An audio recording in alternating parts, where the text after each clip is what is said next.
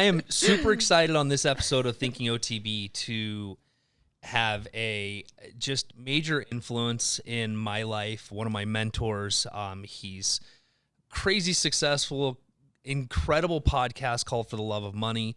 I've been involved in his mastermind groups, and just the influence and impact he's not only had on me, but the world, and his journey is just insane. He's now a local resident here in Paradise Valley, which we're happy to have him. And welcome to AZ.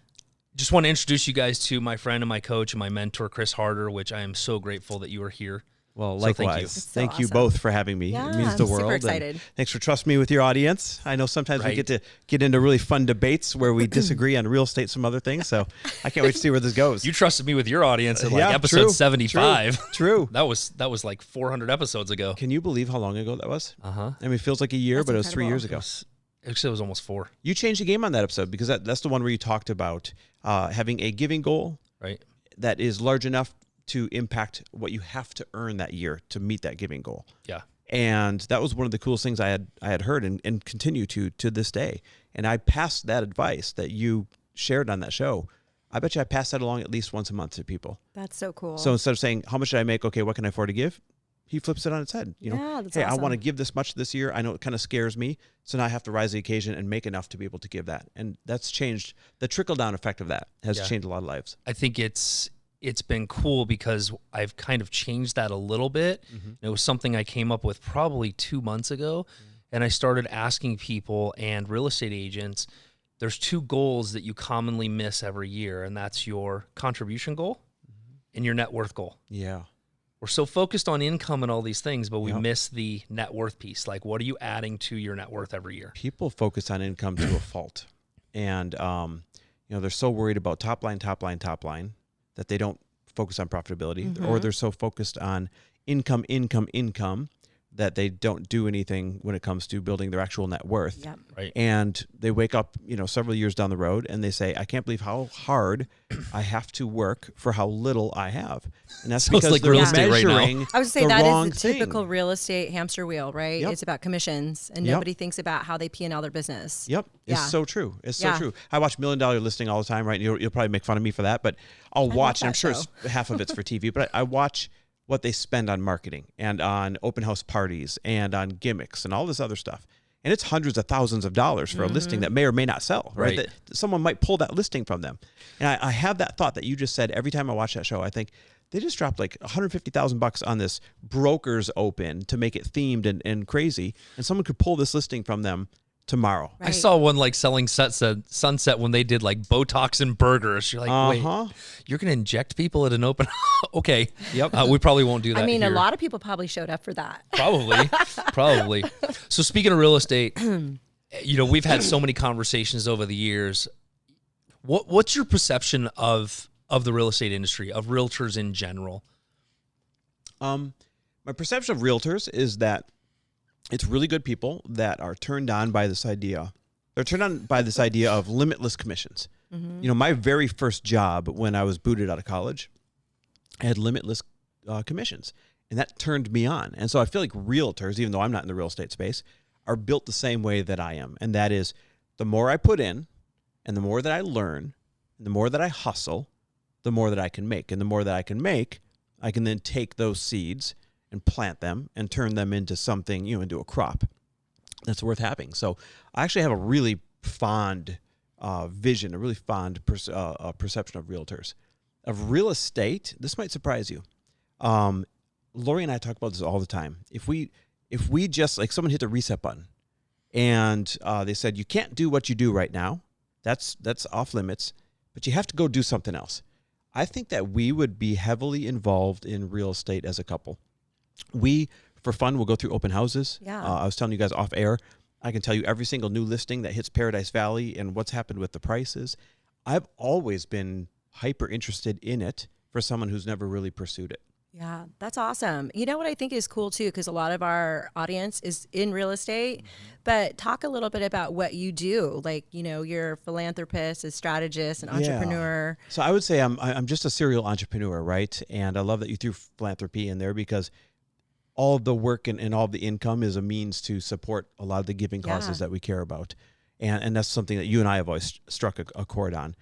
So we do everything from an alcohol startup to an entrepreneurial coaching company to a media company that houses 3 podcasts now to and it also houses our social media assets that earn income. We're investors in, we just reached 7 different 7 and 8 figure companies right now. That's amazing. We have our hands in lots of things. That's so cool. And it can be really distracting and it can be really tiring.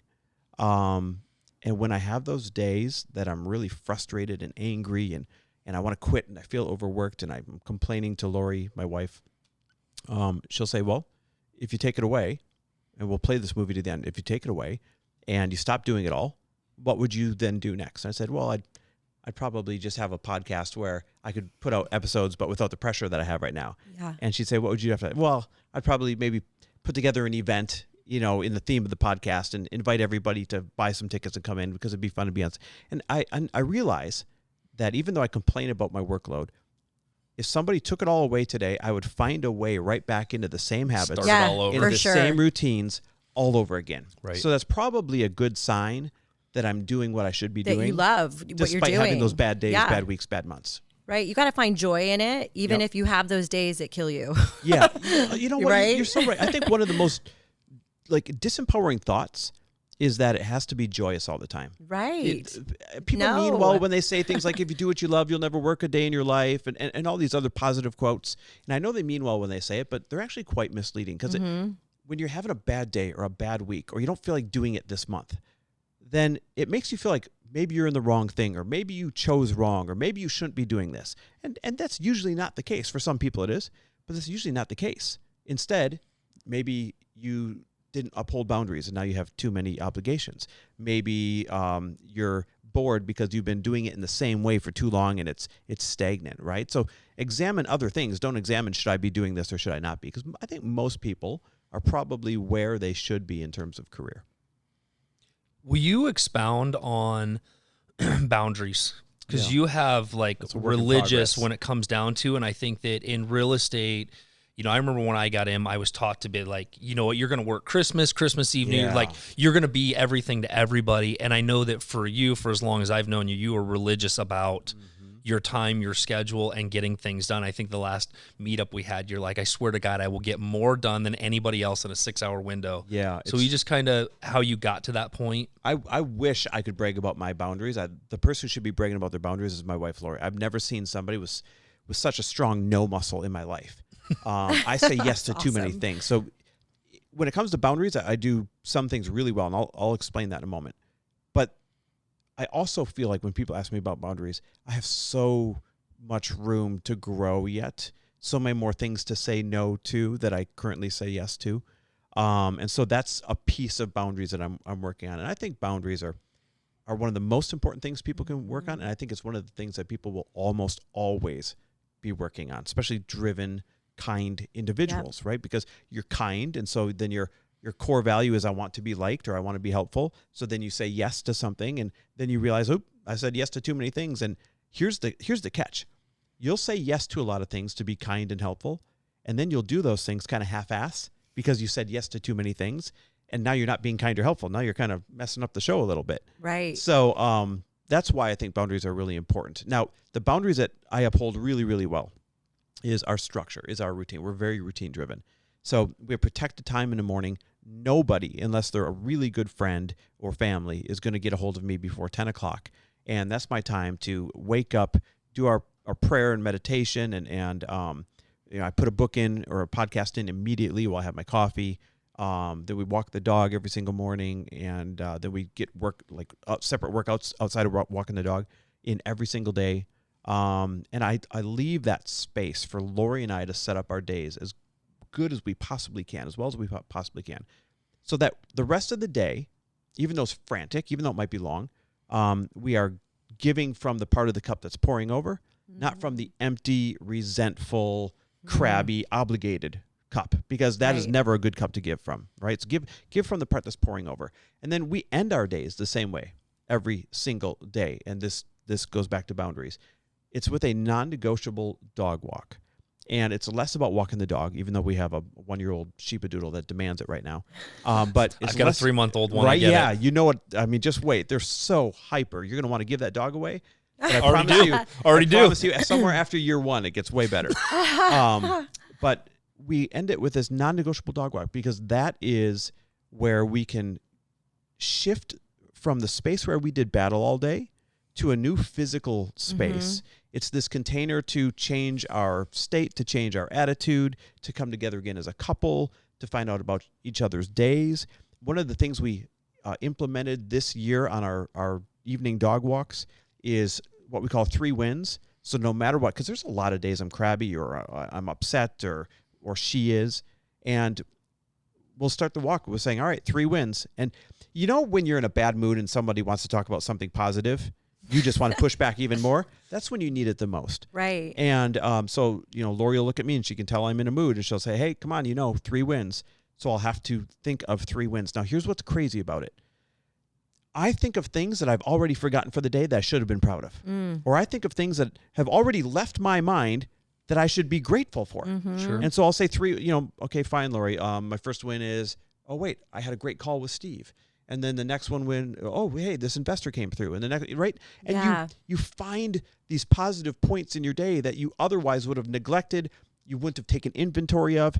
And because you don't take inventory of the positive things, your bad mood or your bad situation just gets worse. And then, I'll make her do the 3 wins back to me. So those are examples of boundaries that are non-negotiable that we totally uphold. That have really made a massive difference. Almost like rituals, right? Like even though you've set boundaries, they've really become rituals for you guys that are very positive. They kind of reset you, decompress, or uplift. Yeah. Yep. Right? Yep. And that's really cool. And you have to treat these rituals, as much of a priority as you do anything else. When we wake up, Lori will say, okay, what time you done today? And I'll look and I'll say, 5:30. What time you done, babe? 5:15. It'll say, okay, great. So it sounds like 5:45 is the dog walk. And we'll put it in the calendar. Or like tonight, I've got a mastermind coming up that I'm running at 6. So it's in the calendar for 4:45 so that we can make sure we get it in. Yeah. So we really do treat it as a priority. It's not I hope it happens. It's not a nice to have. Sure. It's a must. That's amazing. Inside of that, like one of my thoughts for you in terms of like preparing for us getting to meet you or for me getting to meet you is like, oh my gosh, I wonder how Chris relaxes. Like, what do you do for relaxation? I love this question. I am an all or nothing individual. So when you mentioned how much I'll do in a 6-hour or 7-hour window, I burn the boats. I leave with no fuel left, right? Yeah. And then to relax, I have to shut my brain off. So it starts with that dog walk, but then it goes into, we'll have dinner, and I'll put on, how people make fun of people that watch TV or binge on series? I think that's really short-sighted. Yeah. Because I'll put what I do in a day up against anybody, and I binge on series. Yeah. I'll watch Guilty 1 or 2 pleasure. episodes every single night of something that motivates me, like Billions or Yellowstone, or right now it's Suits. The show hasn't been on Suits forever, is but awesome. Went back and started watching that from the beginning. I had never seen that because it allows me to turn my brain off. Yeah. And it allows me, yes. Yep. So that's on the micro. That's on the daily. I would say the bigger picture is I love to travel.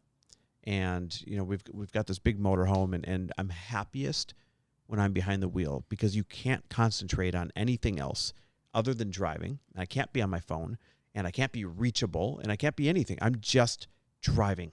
And I'm so happy to have like Lori by my side and the dog and just to have that space and to sightsee. That's my macro way that I would relax. That's awesome. I think it's something you have to give yourself permission to turn off. And, we've talked about it in the past on the podcast, and you and I have talked a lot about it, but sometimes we use bad vices to turn off. Yes. Right? Yep. That's how I used to turn off. It was a lot of alcohol at night because my brain was moving so hard and so fast I couldn't get it. What would you drink at night? I'd probably drink a couple very, very stiff vodka sodas. Mm-hmm. So just vodka. Pretty much straight vodka. Yeah. Right. Like, what's the definition of a very stiff vodka soda? But I think that people need to find something to help turn off and not necessarily decompress. Yeah, to decompress. It feels like an escape, right? I mean, and the problem is it's a slippery slope. So I know you do not drink. I do drink. I drink. The viewers probably don't realize this. I drink significantly less because of Steve's example. He turned me on to Groovy, these fake beers. Yeah. And I realized, wait a minute, I don't need a drink at the end. I just need the ritual, right? So now I get excited for Groovy, for the fake beers, or for, a few other fun, like even sparkling water. I'm obsessed with.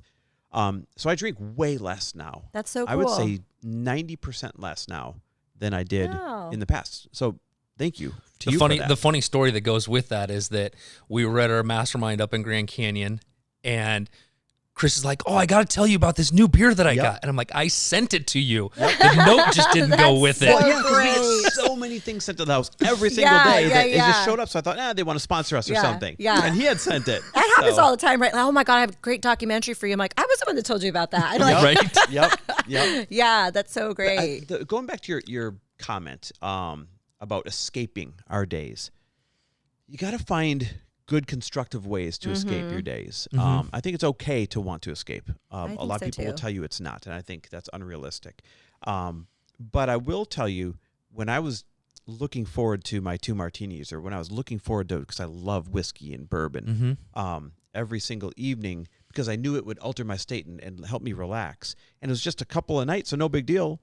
I realized the way I felt the next morning, and the level that I performed at, my mood, all these other things, the baseline was much lower than when I'm not doing it for several days on end. And the problem is, someone's hearing this right now, and they're like, well, I feel fine every day, so I don't have to stop.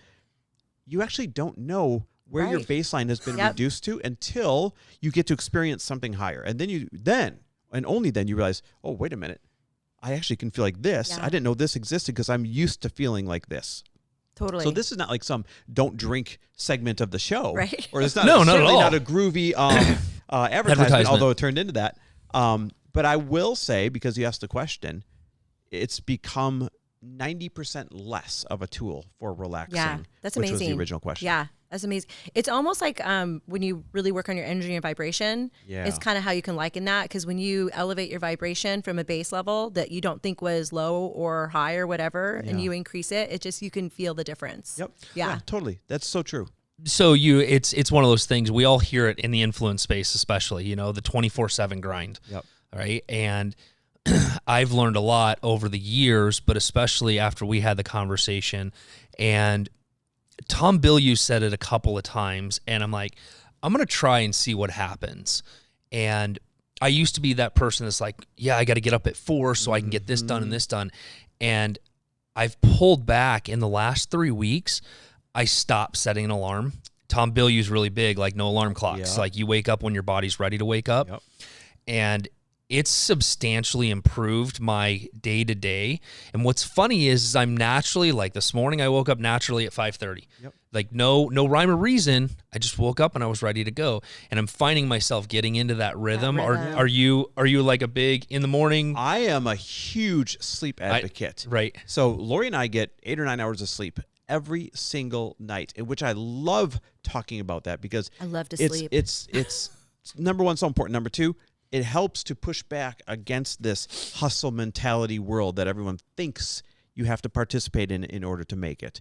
I like a sprint mentality. I'm going to sprint my ass off from 10 o'clock until 6 o'clock, and then I'm going to completely relax and make sure I get my good sleep and make sure I get my other fun rituals in.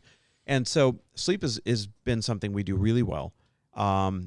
Sometimes I wake up to an alarm clock. Sometimes I don't. Like if you have a flight or an early meeting or something, who knows what you can do.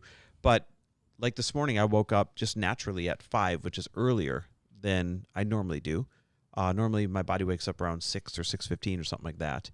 I'm not a fan of this 5 a.m. club propaganda that people put out there, because people don't understand that some people, like anatomically, are built to thrive on 5 hours. Some are built to thrive on 7. Some are built to thrive on 9. And it makes the people whose bodies are literally programmed to need 9 hours to perform at your peak, it makes them feel less than the person who's literally built to only need 5 hours. Yeah. And when I really struggled with this was way back when I was in banking, because I had a couple of bosses that were so proud of their get up at 4:30, be in the gym at 5 before the day started mentality. And so I would do it to be seen. I would do it to be liked. I would do it to fit in. And I was miserable and tired all the time and overweight. And I was like, there's got to be something different. You know, I'm missing something here. This is not supposed to be the way it should feel. It's so funny. I'm the super early riser, but I've already done the gamut of recognizing when I do operate best. Like if I don't get up at 4:30 and 5 every morning, I just don't feel good. Yeah. You know, so it's so funny, but you have to do it for the right reasons, not because you think that's what you're supposed to be doing. That's exactly it. Yeah. Now, to get enough sleep, this part's funny. And I'm asleep by like 8 o'clock, 9 o'clock. Are you really? I was going to ask because Lori sends me to bed like I'm a child.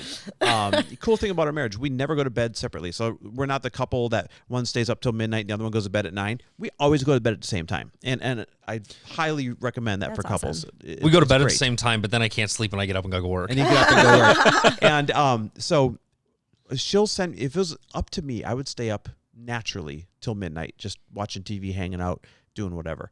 And so every night, I mean, we're talking for more than 15 years now. She'll be like, come on, let's go to bed. And I'll say, I'm not tired yet. And she'll say, you say that every single night. Totally and like a kid. She'll force me to bed at like 9:15, and I crawl into bed and I'm out like a light. That's and awesome. I mean it when I say I'm not tired. It's so weird. Yeah. Yeah. You're energized. Yeah. Yeah. Yep. So you've done this. I mean, there's a lot of the community here is real estate agents, real estate industry. You've built this incredible personal brand around the podcast and what you and Lori have done and the masterminds, things like that. Will you give some advice, like where somebody could start in this business, or even if they're in this business, like what are some points for them to create that personal brand around what they do? Add more value. So Content simple. is Straight king up. or queen. Like that is Yeah. point number 1 and 2 and 3 and 10. The more value you add on a more consistent basis to more people, the more of a equitable personal brand that you'll have. And the power of a personal brand, I don't care if you're in real estate or insurance or sales, or it doesn't matter. A personal brand means it gives you flexibility, it gives you power, it gives you freedom to do what you want to do the way you want to do it. For example, my wife, she went from having a large fitness brand to a large self-development brand, and some of the people in the fitness brand did not come along for the ride, but because the brand was so large, there were enough people to allow her to quickly pivot into the personal development space. So she didn't feel trapped in fitness when she didn't want to stay there. Then she went from personal development brand to starting an alcohol company and stopping everything else. Literally, other than her podcast, she said, I am shutting down every single thing, including a $120,000 a month income source that we have. Because she just didn't want to do it anymore and was able to make that what would seem out of left field shift because of the power of her personal brand. So not everybody from self-development will come along on this alcohol journey, but a lot have. And it's already built up the Instagram page and the email list and the text list and everything else so much quicker than established alcohol brands because of the personal brand that you get to bring along. So if you're in real estate, and you're tired of showing homes and listing homes and doing that grind, if you have a great personal brand, guess what? You can shift to monetizing a podcast or teaching real estate from a stage, or, you know, who knows? There's so many ways that you can switch and stay in your zone of expertise. Yep. But have the freedom of doing it in the way that you want to do it, not in the way that you have to do it. Yeah.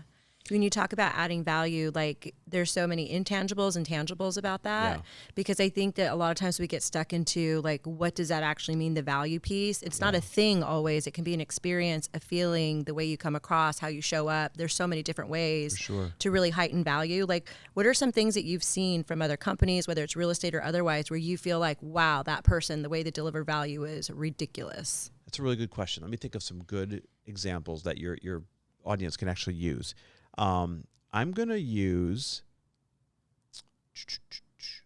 let's use Francesca. Francesca is the woman that we ended up buying our home from. Sorry, Steve. I know. You already know the story. Still bitter about that, but that's this okay. This is going to be so good. She was a friend of Lori's.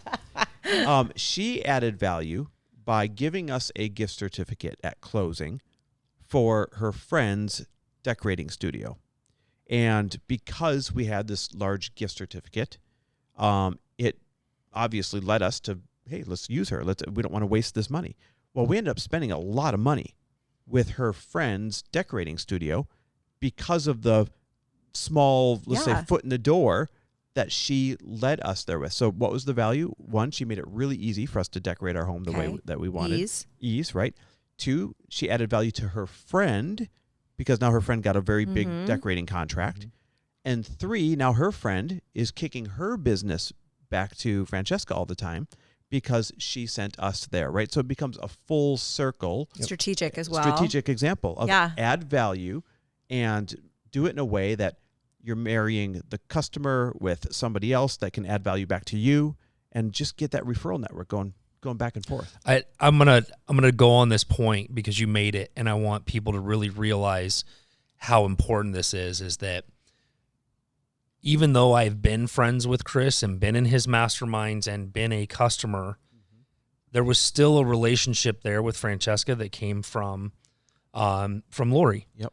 And so I honestly feel that I screwed up by not digging in more as we had some conversations, and I could have done a better job, but sometimes we assume that the relationship is going to naturally progress that way. Yeah. And I feel that if I would have listened more on our calls, like he's really thinking about this, I should have dug more into it, and maybe that would have made a difference in me representing you on the buy side. But it was something that I learned, like as people started talking about it, I need to be more intentional. And I think that the conversation, even if it's a hint, you start adding value, and I missed that. Yeah. Yes well, and adding no. value, ask questions, and seek permission. Yeah, right? yes and no. This is so good for your listeners. If I had my preference, I would have come to you and said, hey, Steve, I want to buy a house. But we didn't come here to buy a house. We came here to lease a home, and Lori had her girlfriend, and so she was sending her lease homes, and they all sucked, to be honest. Right. Like in LA, and maybe we'll get into this in the show. I'm pro lease your residence, right? We own ours, but I'm pro lease it.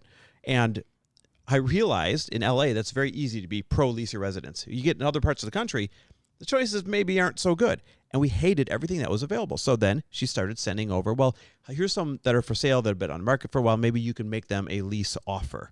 And then she sent Lori one that was on the market for like a week, and then it disappeared off. And Lori made it the screensaver on her phone. And that she came to me and she's like, I want this house. Yeah. This is the house. I don't care how we get it. This is the house that I want. And I was like, oh, shit. And that's how we ended up with that house. It's an amazing house, though. Yeah, so I think the lesson in there is maybe you could have dug in more, or you could have, pushed me more. But my intention was already to use you if I was like, yes, we're moving there and we're buying a home. I think the win is the awareness of what you think you could have done better or different in another scenario that could be similar. But here's the awareness. Francesca's her name, right? Yep. Okay. She was very aware, and even though they said they wanted a lease, she sent them something for sale. Yes. And she listened. Yes. And she pushed. Chicks and she rule. she dangled the right carrot. Yeah. Yeah. So just because somebody says that they're leasing doesn't mean you can't dangle the carrot. Here's the best lesson in this whole thing. You're right. Or just provide choices. It's Right. providing options. People need to understand, I was hell-bent on leasing, right? I do not want my capital, the $1.240 million that we had to put down and for closing and in a, what do you call it? The down escrow payment account and everything else. I don't want that capital tied up. So I was hell-bent on leasing. And sure enough, it went from lease homes to, well, maybe we could make lease offers on this, to Lori being like, I don't care how we get it. This is the one I want. So there's the lesson. Sure. Totally. Get creative and send them anyways. Yeah. Well, the lesson is go to the wife. I should have started texting Lori. I mean, I Screw you. was actually going to say that from the very beginning. Like, I don't know, but I feel like There's real truth to that. That is. for sure. Yeah, in my marriage, I pick my battles, right? And so sometimes I'm going to take the path of least resistance. Like if Lori already is working with someone or wants to do something, I know there's certain battles I just don't feel like picking. Totally. Yep. I feel like it's cool to listen to both of you tell the story, because for you ended up in an end case scenario that you never expected. Yep. And for you talk about the assumption piece and like what you could do better or different, and like in the awareness piece about being able to add different types of dangle different carrots. I mean, it's kind of a cool story for both of you. It's great. The person who never wanted to own a home. Yep. But let's also backtrack a little bit more. Is that some people would be like they would end a friendship or a relationship over this kind of nonsense. They wouldn't be able to have this conversation. I could have, which 20 years ago I probably would have. Be like, dude, I have been a client of yours for X amount of years. I'm owed that sale. And it could have become a very bitter thing, but I had to look back and go, okay, what did I learn from this? Yeah. And I was also very excited that you were going to be here because it meant that you were closer. And we could establish more friendship and relationship and do some other things. And I also know that there's a lot of other opportunities in the future that I'm not worried about, but I think some people would take that very personally and they're peace out. What a great thing to point out for your listeners. It takes maturity, right, to operate from that place. And you know, my brother bought from you. We looked at buying a commercial property, and there's just nothing available. Right. So it was like $10 million. You weren't going to do it. I tried. Well, he learned from Francesca. He says, I was going to top Lori's sale and just go for $10 million. And now with the I'll leave their names out, but that one couple that we both know, I'm like, hey, if they don't take that deal, I'll buy it. Right. So we're going to do so many deals in the future because he didn't build a story and harbor resentment around a situation where I was just kind of deferring to my wife. Yeah. You know? Yeah. It's really about living in abundance. Yeah. Right? Absolutely. Yeah. Playing the long game. Steve plays the long game. Yeah. And I think other people don't. They get angry, they burn a bridge, and now they miss out on those future deals. Well, everything's a right now sale. Yep. And let's be honest, I mean, it was a big sale in all reality. But here's the other thing that I think is important is, especially in this market, in this time, I always look that, from the faith-based mentality that maybe Francesca really needed that more than I will ever know, and I have no idea what her background is or those types of things. Yeah. And I didn't need it as much, and that's where she needed to be, and you guys needed to be that source for her at that time. Yep. That's a great way to see it too.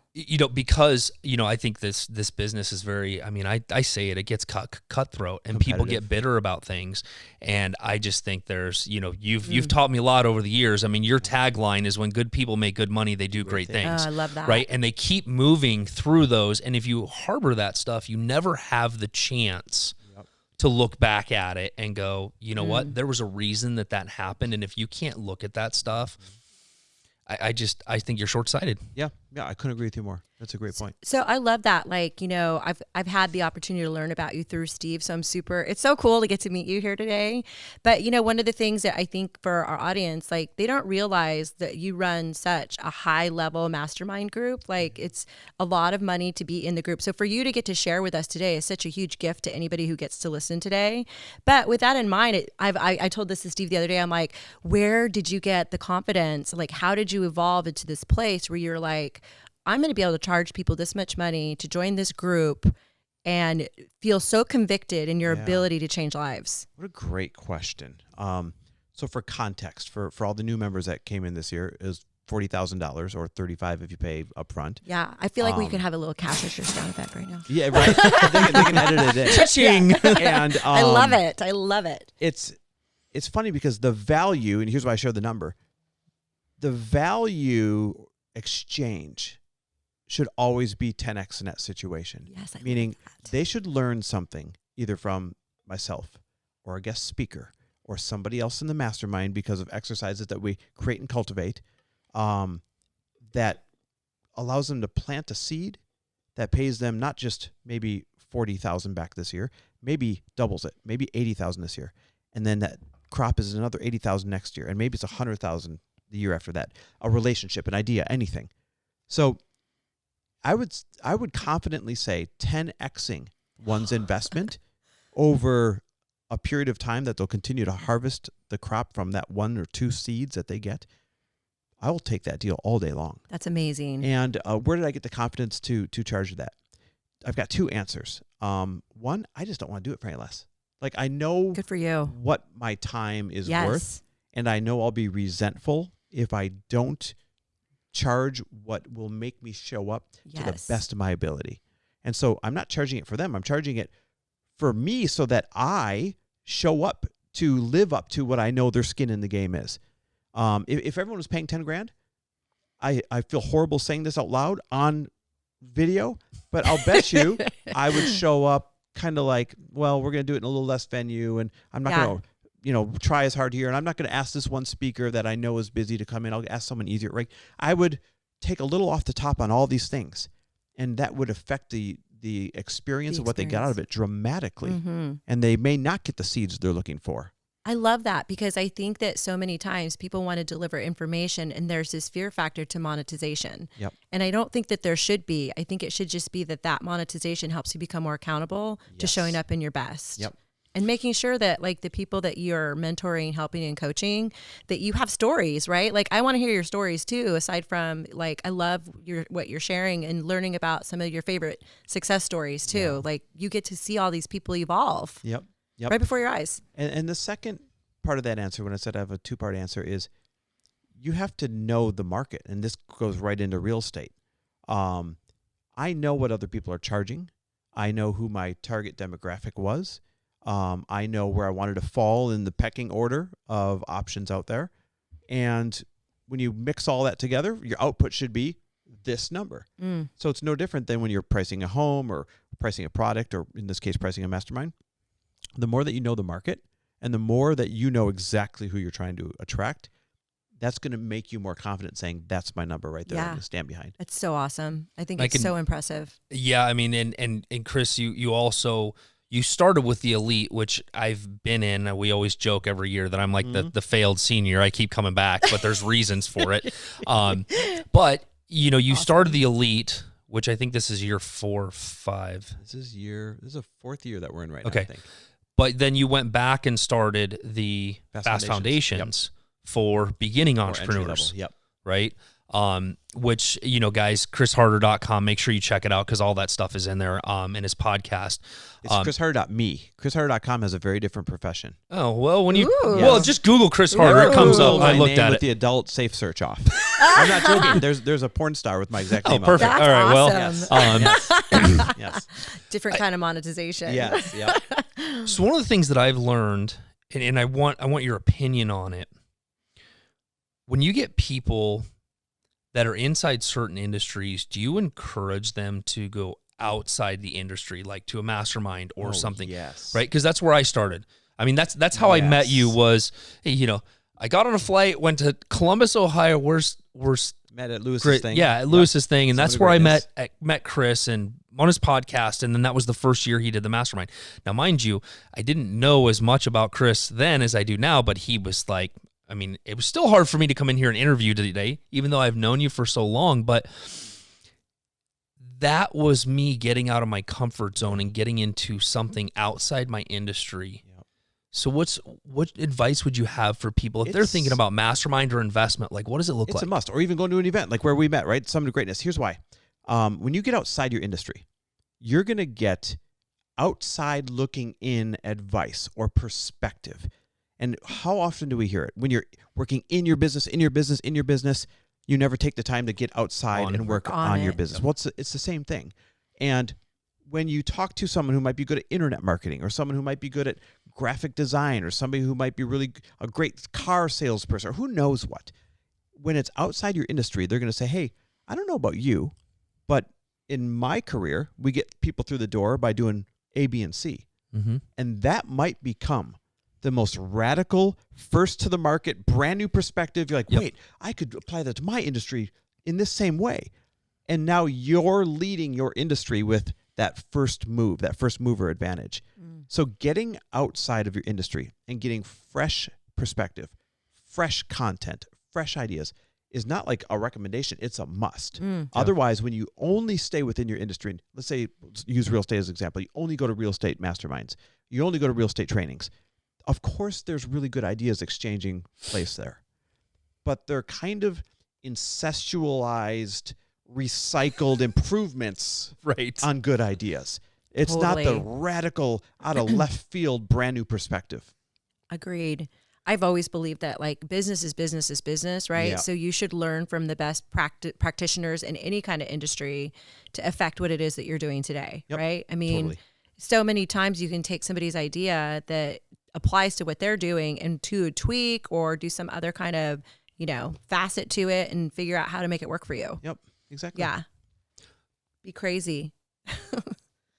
I can hands down, not that I've been to a ton of them, but I've been to a few of them. You put on, I mean, just as events and guest speakers and connections, I mean, hands down, the best that's out there as far as I'm concerned. And that's what keeps me coming back, because Chris knows how to connect and bring an experience. What would you tell somebody to look for in a mastermind if they're not ready to do like what your investment is? Yeah. What should they be questioning? I didn't know what to question when I signed it the first time, but you are like the master connector. I mean, the people that I've been in front of, the people we've been at dinner with, like Jay Shetty and Tom and Lisa Bilyeu. I mean, insanity. Amazing. From the years and the people that you've put in the room. And that's one of the things that I absolutely love about you is your connection. So what would you advise somebody to look for? Because you're almost interviewing Such a good question, because there's so many good choices out there. Right.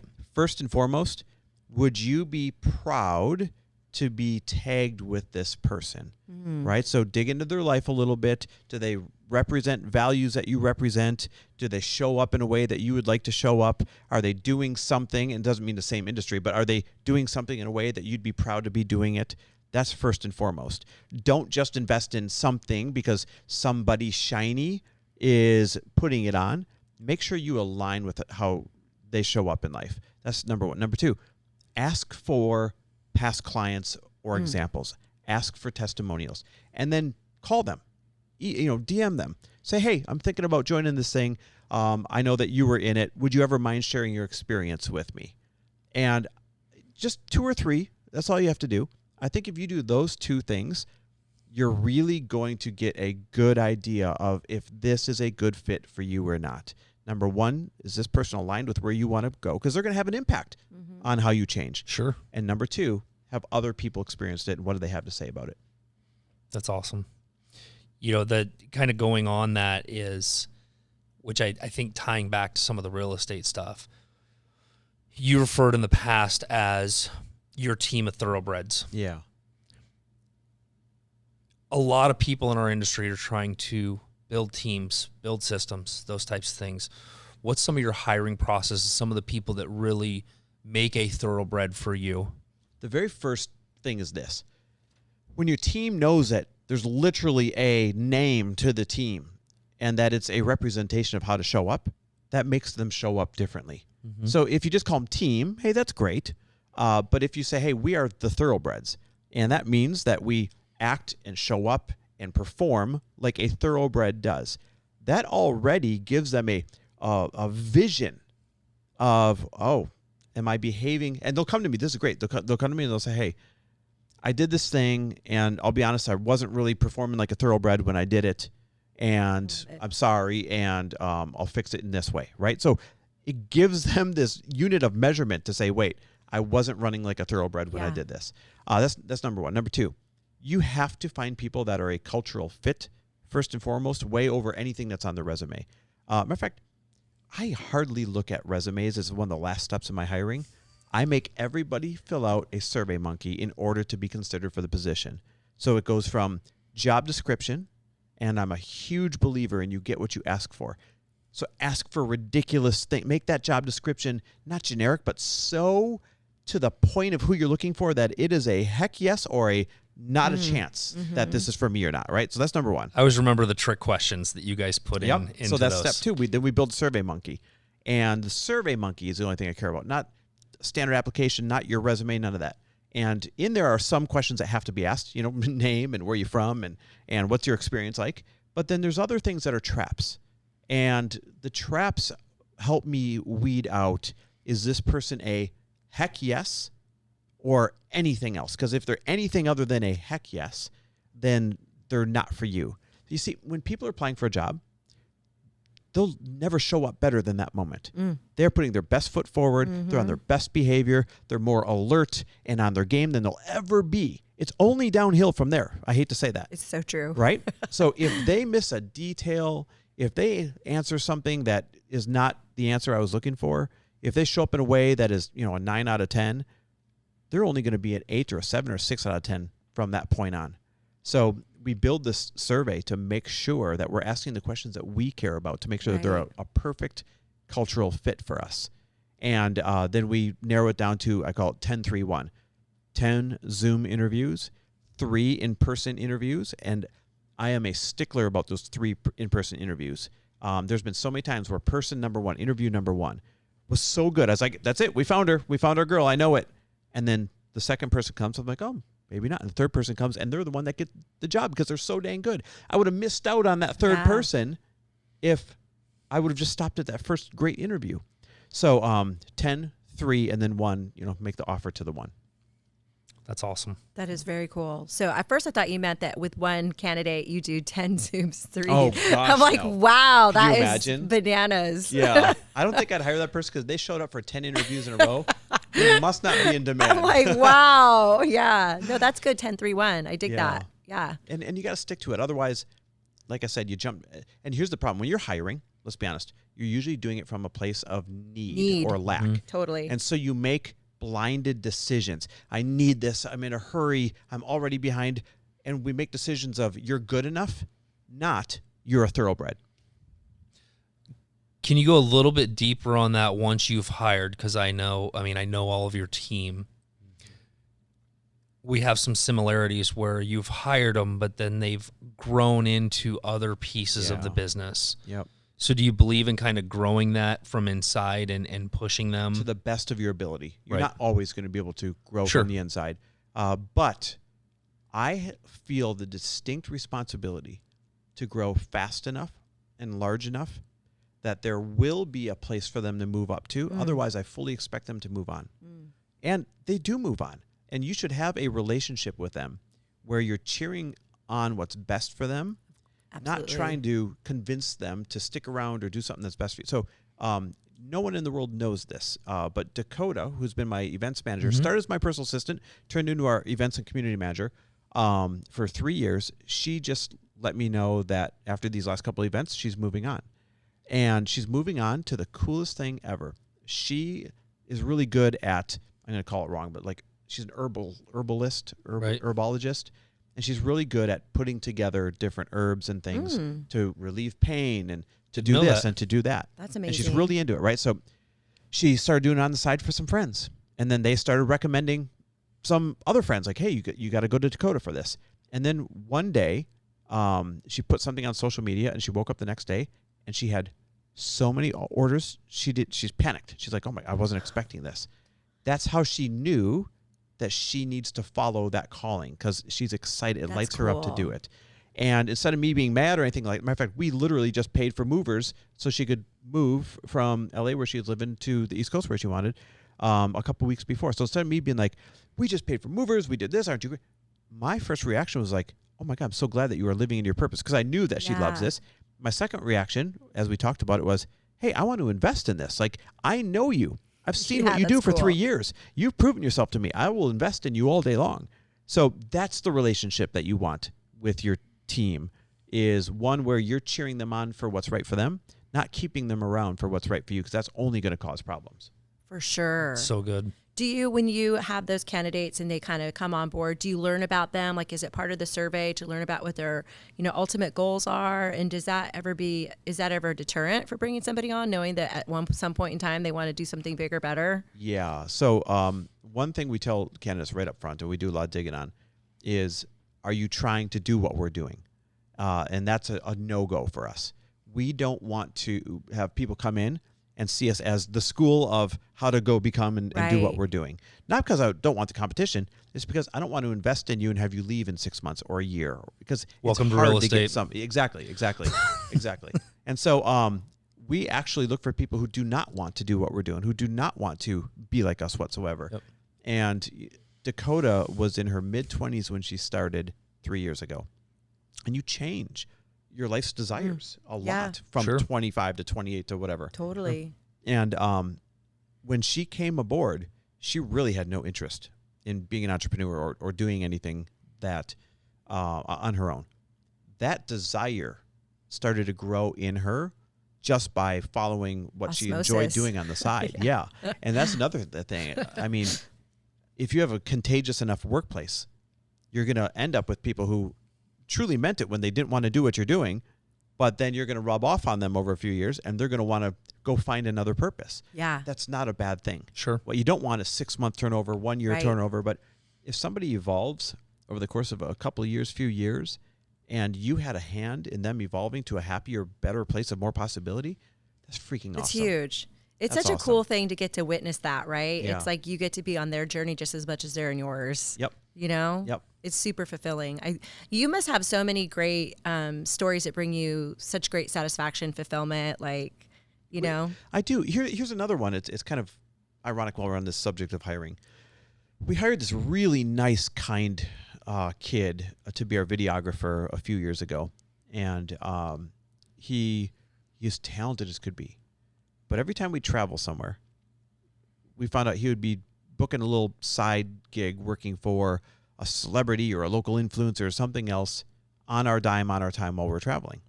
And so obviously we said to him, hey, listen, that's not going to work. I'm not paying you a salary for you to go out there and network and deliver projects late, because he was delivering a couple of projects late.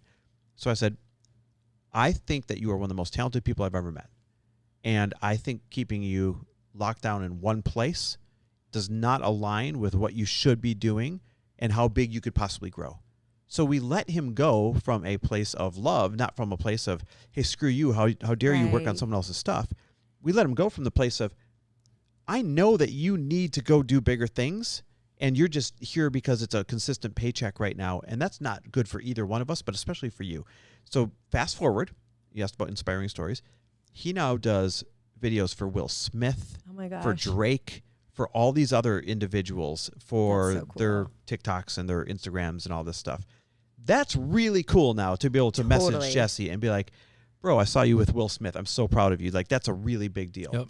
That's amazing. Very cool. And to know that that was going to be how well it would have been received. And maybe it wasn't well received in the moment, but He was angry. He was upset. yeah. I mean, if we're really telling the story the right way, he was upset and didn't understand Yep. how this could come from a place of opportunity and loving someone enough to set him free in a bigger pond. And but now looking back, obviously, hindsight's 20/20. For sure. And it shows the method behind the That's an madness. age and maturity, because I remember Jesse, and he was Yep. young, right? Yeah. Very young, right out of college. Yeah. Yep. I mean, he was talented, but it's one of those things you experience like in the real estate, industry. Yep. You're young, you're hungry, and yeah, you sometimes do have to let people go based on love. Yeah. Like, this isn't working for either one of us, and making that okay, but also realizing, later on down the road, like you said, to still have those relationships and those pieces. It's important when you can leave relationships in an equitable way that helps each other in the future. That's badass. You remember Alyssa, one of our videographers? Yeah. We just invested in a movie that she's doing. That's cool. That's how you want to leave relationships. Yep. There's so much gold in the future Yes. that if you don't burn the bridge right now, all the way back to the story when we're talking about when we bought the home from Francesca and not from you, there's so much gold in the future when you are mixing it up with good people, as long as you don't burn that bridge, as long as you do the right thing by them. Play that Totally. long game. Well, I kind of want to touch on that from the reverse side is, I've had agents leave me, and it's always out of, I'm going to go do my own thing because I've learned enough and I don't need, but they burn the bridges on the way out. They do it the wrong People way. remember you more for how you leave than the impact you made while you were there. Heck yes. Yeah. Those last moments. Yep. Heck yes. It's a shame. So I think some of the advice that I would have for agents, like if you're going to make those switches or those changes, that you need to do it the right way in order to not burn bridges, because I swear to God, this industry especially, like Totally. karma's a bitch. Yep. Yeah. This is a She's very angry. very small pond when it comes down to it. It's so true. It's so true. And you're going to need that relationship. When you look at this competitive market right now, if I was an asshat to everybody that I knew over the last 20 years when No we're one's gonna come competing work for against, it's not going to Yeah. happen. And it's actually going to affect your future clients. Yeah. And at the end of the day, Got to play that long game. right. I have a question for you that I know a lot of people ask this question, but I'm really want to know your answer. What do you think is your superpower? The ability to recognize talent and align with really, really, really good people. Just I'm ready not to kidding. roll. I've done That's this all the way back awesome. to my banking days when I would build teams there. I can tell you within 5 minutes who's going to make it and who's not. Within a 98 degree of efficiency. I can recognize talent. I can recognize it factor. I can recognize that better than I can do anything else. And then I align myself with it. So that's shown up in the companies that we invest in. We have a huge exit coming up because I can recognize who's going to make it and who's not. In the team that we build, in the business partners that we have, I've always relied on that. That's amazing. The confidence and the trust in it too. Yeah. It's a lot of that's just intuition, gut instinct. It is. I make so many non-traditional choices because of it. I love it. But it's because I know this person is a star. Yeah, that's awesome. I love that. I think you make a huge point there that you know how big I am on the investment space in real estate and what we do. One of the things that I've really learned from you over the years is as we invest in different things, it's not the thing that you're investing in the people behind it. Yep. That was one of the reasons we invested with you and Lori on Light Pink was because I know the people that I'm invested in, and then we're truly aligned. This wasn't something, I've known you guys for a long time now, and it was so important to know, like, I believe in this. Yep. And I think that in real estate, I think that if you're going to invest, you really, the person that you're investing with, you had better trust and you better know what their end game is at the end of the day. Yep. Because you're trusting in that person with the biggest financial asset or guidance completely going down the road. We're always betting on the runner, right? We're always betting on the jockey because I don't care how good of a product something is. We see examples all the time where great ideas fail because of a poor leader. And we also see the inverse, where very mediocre ideas are complete smash hits because of a great leader. Yes. So you're always betting on the leader. You're always betting on the realtor, the investor, the partner, right? The person first and foremost over everything. Yeah, that's such good advice. Just kind of wrapping up, you know what? When we first started talking about real estate, you're very against the ownership. I want to kind of go back to that. The dwelling you live in. Right. Yep. Why? Why? Yeah. Okay, so let me start with the emotions of it, and then then I'll get into the math of it. Okay. And I understand it's different in every part of the country. I have owned a lot of homes. Mm-hmm. And I have not done well on any of them. We're talking both rental properties and personal homes. Okay. I think I've owned 11. Maybe this one's 12. Okay. And I've made a little bit of money, but if you factor in the time, the effort, the stress, everything, it has not been good to me. So I think I come from the perspective of I've tried this game 11, 12 times. It hasn't been great for me. So I'm going to go direct my investment elsewhere. Is this just on your home ownership? On both, on rentals. Okay. So when I was 19, I bought my first rental property. Okay. And I followed my advice back then. I bought the rental property while I was renting somewhere else so I could put my capital in a income producing asset. Okay. And then I bought a duplex right after that. And then I bought another condo. And I rented them all out. These things were the biggest pain in my ass I've ever experienced in my life. One was a Section 8, and every time a family moved out, they destroyed the place. And I'm not correlating Section 8 to people destroying the place. Right. I'm just explaining. It was a Section 8 house, and every time people moved out, they destroyed the place. And so I was putting several $1,000s that as a young kid starting out, wasn't flush with cash, into just getting the place rentable again. And then, sure enough, somebody else lives there for a little while until all of a sudden they don't. And then they destroy the place. And I got to take days off of work to paint and fix and repair. And my mom was helping me and my dad was helping me and just to get it rentable again. And so I did not like that aspect of it whatsoever. Right. So the solution to that, people will say, well, that's all right. Just get a management company. Oh, that's all right. Just, invest in ours. We'll take care of it. But then they take such a big chunk out of the return on investment because I'm not doing the work and I don't have my skin in the game, that those returns are just unexciting. You know, when you measure them out, they're consistent, they're good, they're reliable, but they're unexciting. And so I felt I probably come from a place of feeling burnt with rental properties and with primary residences. And it's all about timing in life. Real estate is all about timing. Mm-hmm. I'll give you a good example and a bad example. I think one of the reasons I've got a bad taste is we bought a beautiful home in Milwaukee right in the very front end of the recession before people knew it was a recession. Yep. And when I had to move for a promotion, we lost our tails on it. Yep. But what did we do? We bought a bigger, badder. Actually, we finished building a bigger, badder, more epic place. And now we're locked into this place. And by the time we finished building it and moved in, now we're in the throes of the recession. Mm-hmm. And we lost probably, let's see, what would be that'd be 1/3. We lost 1/3 of the value on that thing. So we had to short sell it. Shit, you did good. I like saying I made short selling cool because I did it before everybody else was doing it. And so it was things like that back to back. I was like, screw it. This is not worth it to have my down payments and my money and everything in these places. So that's the emotional side. The mathematical side is this. I understand real estate is pocket specific and very timing specific. Mm-hmm. A good example of good timing. We bought this place right now that we're in for $4 million. I know I could sell that for 5, 9, or 6, and I've been there for 5 months all day long. Right. And so that's just good timing. That's not me like scoping out the market and having a talent. It's like Bitcoin. That is Bitcoin. That is sheer luck right there. Okay. But from a mathematical standpoint, aside from some of those accidental home runs, right?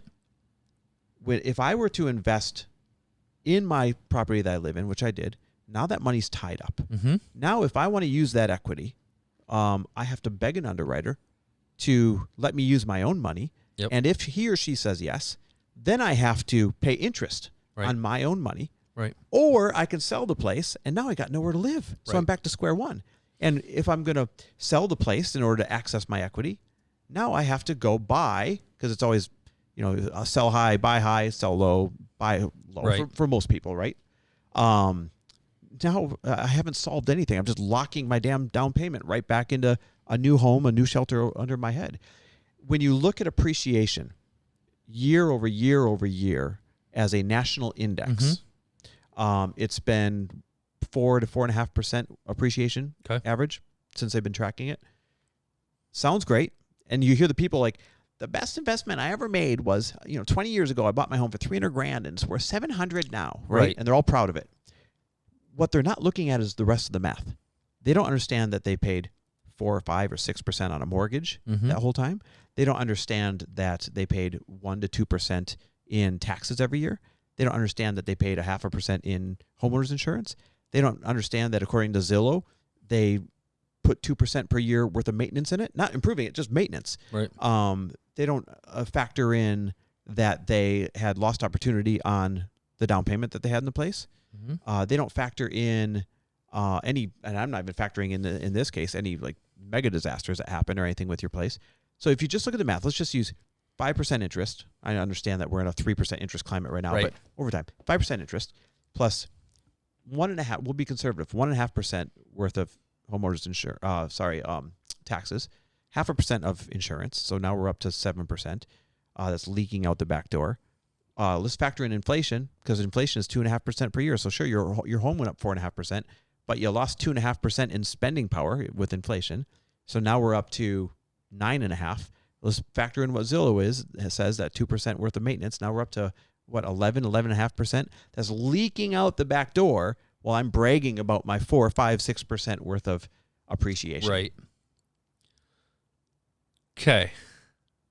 So I understand like all that you're saying, and I think that it comes from different places, and I think people get poor advice. Yeah. Especially from my industry.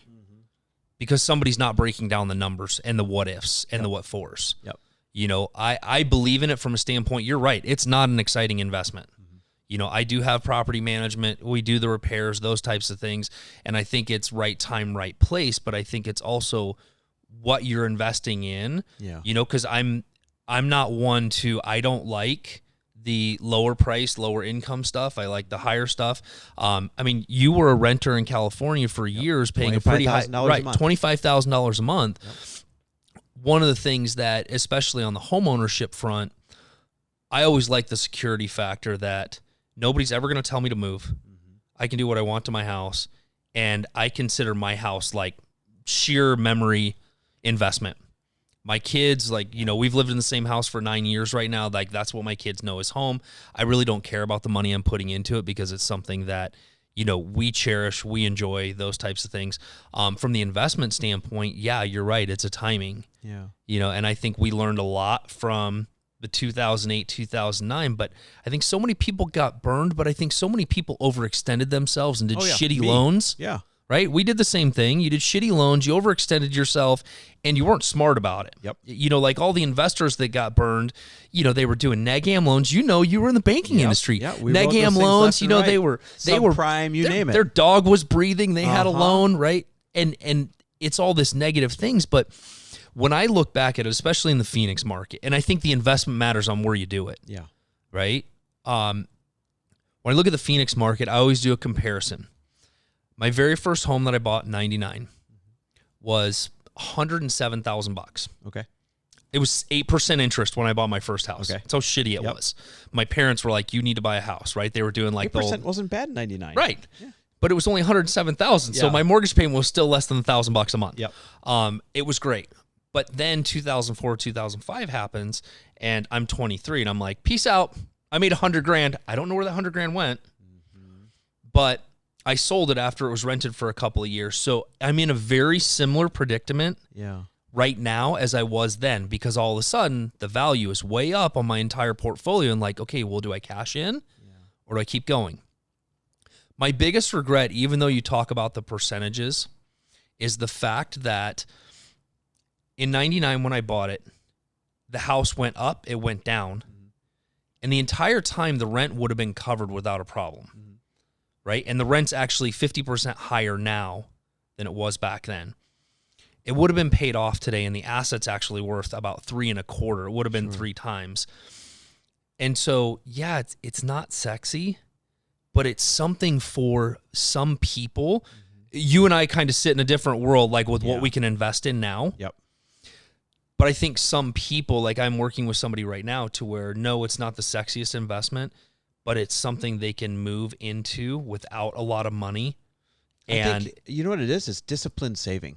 True. And I really like it for that. As you're speaking out loud, I'm having these thoughts of, not, you know, I've got a company I put $80,000 in, and we're going to have an exit where we're going to get $2 to $4 million. Right. Like, most people don't have access to those. I think for everyday individuals, if they need a roof over their head anyways, I think it's forced savings over a long period of time.